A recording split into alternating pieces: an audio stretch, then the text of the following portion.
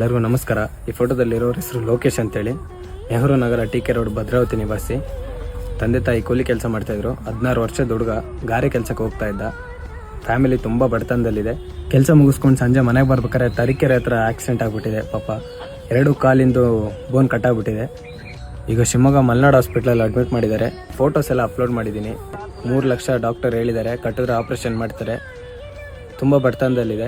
ನಿಮ್ಮ ಕೈಯಲ್ಲೆಲ್ಲ ಎಷ್ಟಾಗುತ್ತೆ ಸಹಾಯ ಮಾಡಿರಿ, ಆದಷ್ಟು ಶೇರ್ ಮಾಡಿರಿ ವಿಡಿಯೋನ. 3 ಲಕ್ಷ ಕಟ್ಟಿದ್ರೆ ಆಪ್ರೇಷನ್ ಮಾಡ್ತಾರೆ. ಅವನಿಗೆ ಬೇಕಾಗಿರೋ ಹಣ ಆದಷ್ಟು ಬೇಗ ಅರೇಂಜ್ ಆಗಲಿ.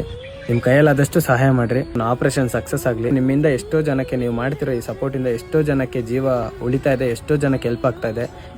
ಎಲ್ಲರಿಗೂ ಒಳ್ಳೆಯದಾಗಲಿ. Thank you.